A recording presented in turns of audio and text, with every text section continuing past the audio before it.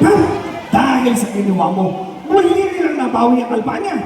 Hindi pa natatanggalan ng pagkain sa Budugoy. Siya namang pagdating ng hukbo ng reyno.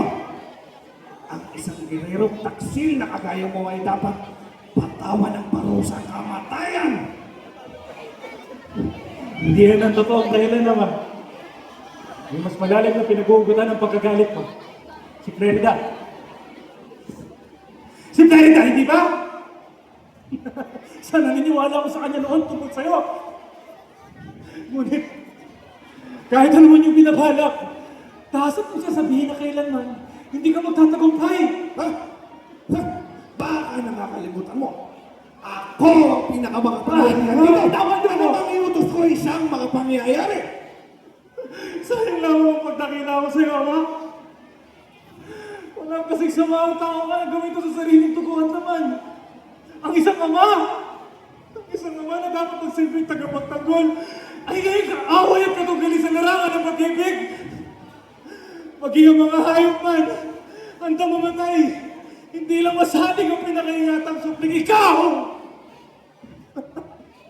Paano mo napapat gawin ko? Anak mo ko! Wala ka bang abag na natitira sa puso mo para parusahan mo ako ng ganito?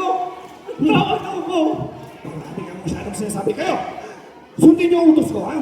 Ikulong yan. At sa pagpitak ng umaga, pukutan niyo ng ulo.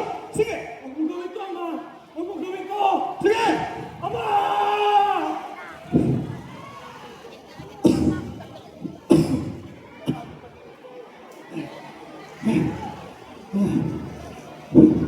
Tanggalin ang anumang habag na nadarama sa dibdib.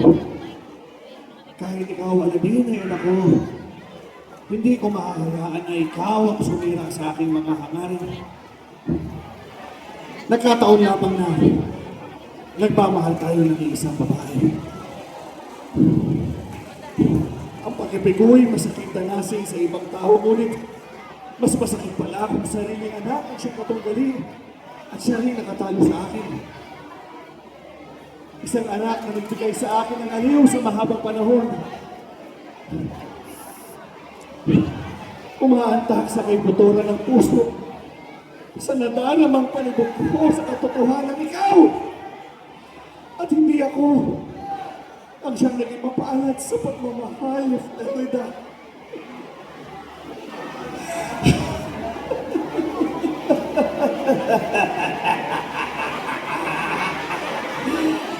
Ang marikit na si Freda ay aking lamang.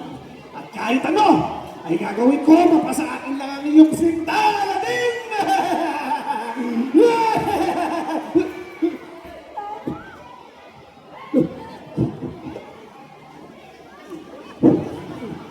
Ay, kayo, hindi mo ito kami. Sige!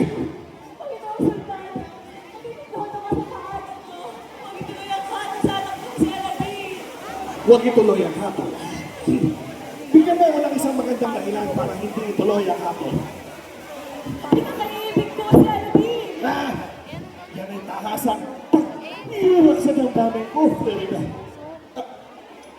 Alam mo, Freda, hindi man tuwir na pagpapakalaan ng aking damdamin ngayon. Alam ko, nadarama mo ang pagtatangin ng nalalaan ko. Alam mo ba,